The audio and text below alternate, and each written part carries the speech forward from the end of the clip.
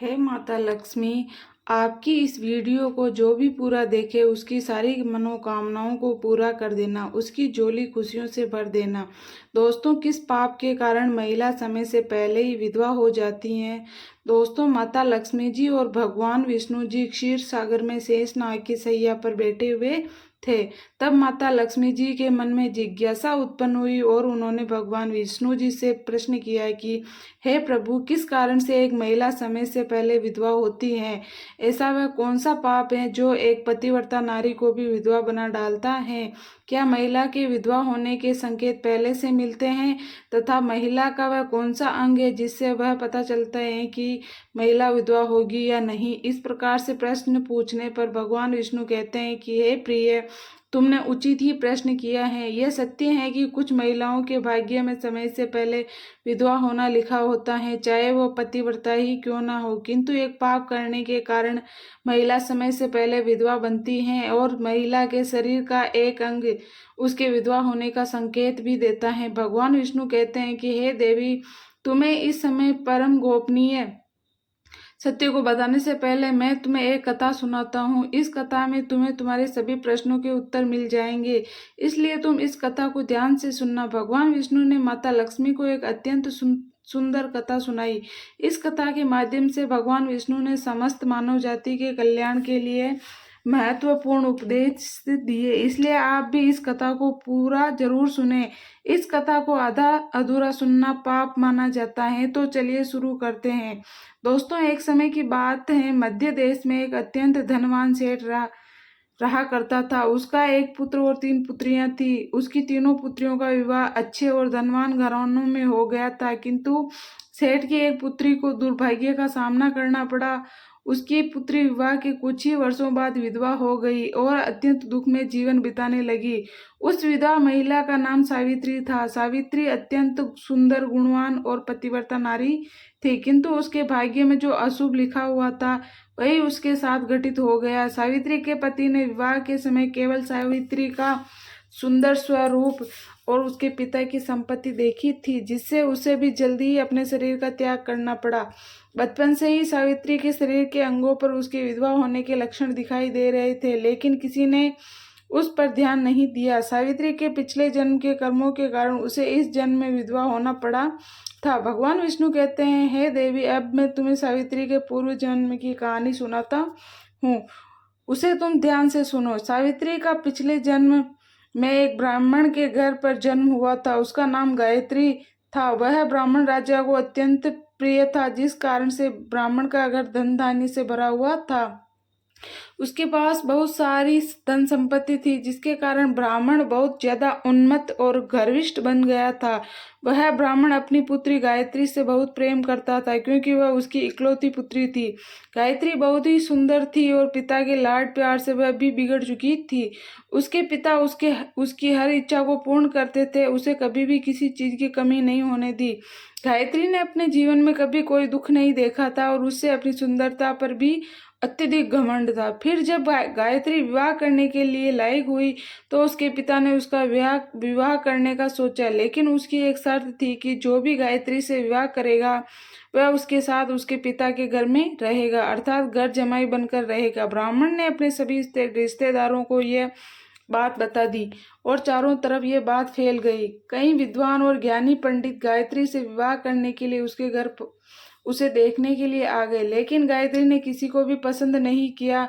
गायत्री ने कई विद्वान ब्राह्मणों को अपमानित कर घर से बाहर निकाल दिया। फिर एक दिन एक अत्यंत सुंदर ब्राह्मण भिक्षा मांगने के लिए गायत्री के घर पर आया, जिसे देखकर गायत्री उस पर मोहित हो गई और अपने पिता से कहने लगी कि वह उसी भिखारी ब्राह्मण से विवाह करेगी। यह सुनकर गायत्री के पिता ने भी उस भिक्षुक ब्राह्मण से अपनी पुत्री से विवाह करने के लिए पूछा, तो उस भिक्षुक ब्राह्मण ने भी विवाह करने के लिए हाँ कर दिया।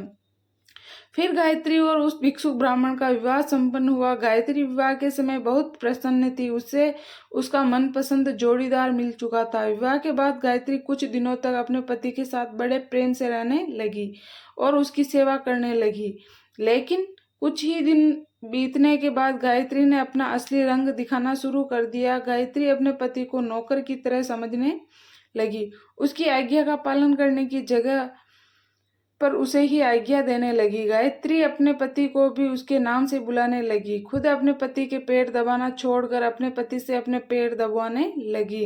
गायत्री स्वेच्छाचारी थी। वह अपने पति को बिना कुछ बताए ही घर से बाहर चली जाती थी। कभी पति की कोई बात नहीं मानती थी। पति से पहले ही भोजन करती थी। किसी भी धार्मिक कार्य में पति के साथ नहीं बैठती थी और अकेले ही मौज करती थी। अपनी पत्नी के ऐसे व्यवहार को देखकर उसका पति बहुत ही दुखी रहने लगा। उसने गायत्री को बहुत समझाने की कोशिश की लेकिन वह कभी नहीं मानी। गायत्री अपनी ही मनमानी करती रहती थी।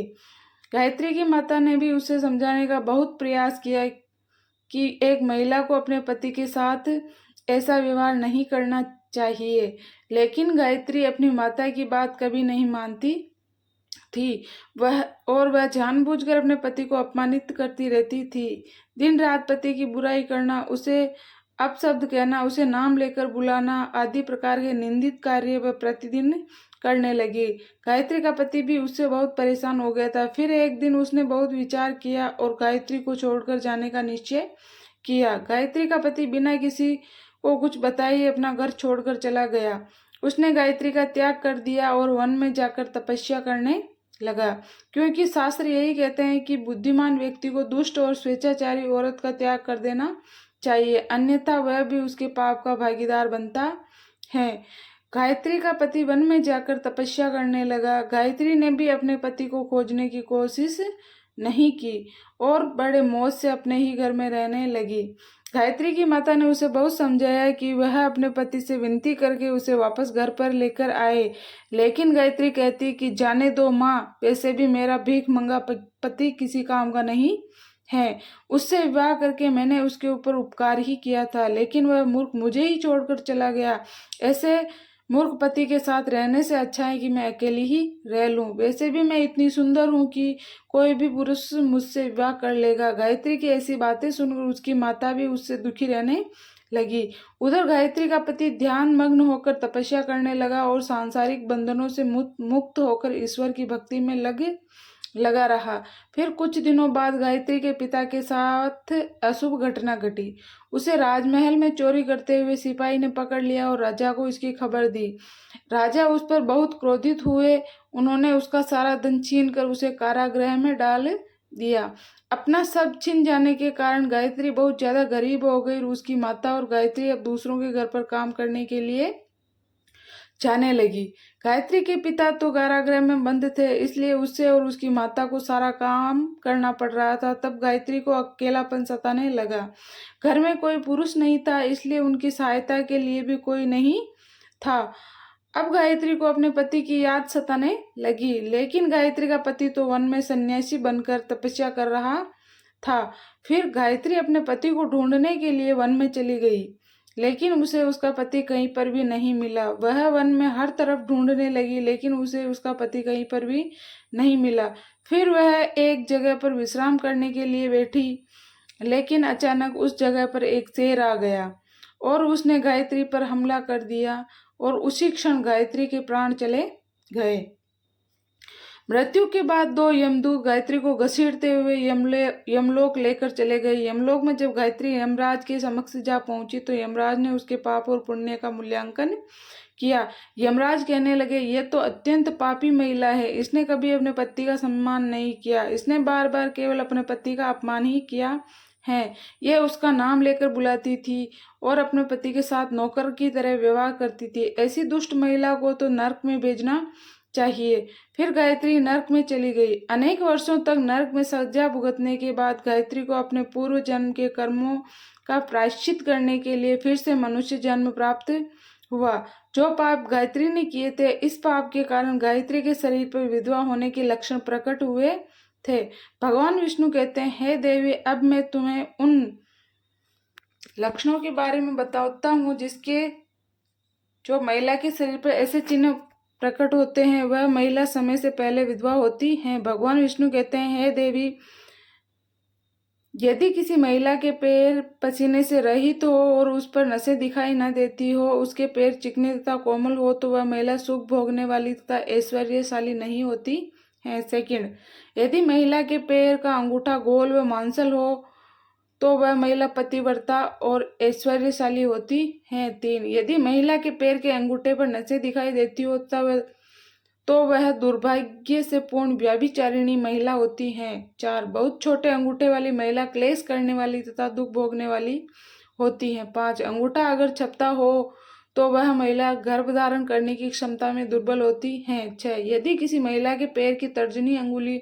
अंगूठे से भी बड़ी हो तो वह स्वच्छंद काम करने अर्थात अनेकों पुरुषों से संबंध बनाने वाली होती है। 7, यदि किसी महिला के पैर की अंगुलियां परस्पर मिली हुई हो या एक दूसरे के नजदीक हो, अंगुलियां गोल और सीधी और नाखून पतले और छोटे हो तो वह ऐश्वर्यशालिनी होती हैं और ससुराल में सुख भोगती हैं। तब भगवान विष्णु ने माता लक्ष्मी जी से कहा कि हे देवी, अब मैं विधवा महिला के पैर के लक्षण बताता हूँ। यदि किसी महिला के पैर का अंगूठा बहुत बड़ा हो और आगे से गोल हो, उसके नाखून टेढ़े मेढ़े हो, अंगूठे पर नसें दिखाई देती हो, तो उस महिला के विधवा होने के योग बनते हैं। यदि महिला के पैर मांस रहित हो तो वह महिला ससुराल के भाग्य को नष्ट कर देती है। 3, यदि किसी महिला के पैर की अनामिका अंगुली बाकी अंगुलियों की तुलना में बहुत ज्यादा छोटी हो तो वह कलह करने वाली और घर के वातावरण को असहनीय बना देने वाली होती है। 4, यदि किसी महिला के मध्यमा अंगुली अर्थात बीच की अंगुली ज्यादा लंबी हो तो वह विवाह के लिए अयोग्य होती है। 5, जो महिला चलते समय पैर को पटक कर चलती और धम्ब धम्ब आवाज करती हुई चलती हैं तो वह अपने पति का विनाश करने वाली होती है। भगवान विष्णु कहते हैं, हे देवी, इन्हीं लक्षणों के कारण सावित्री समय से पहले विधवा हुई थी। पिछले जन्मों के कर्मों के कारण ही महिला के विधवा होने के योग बनते हैं।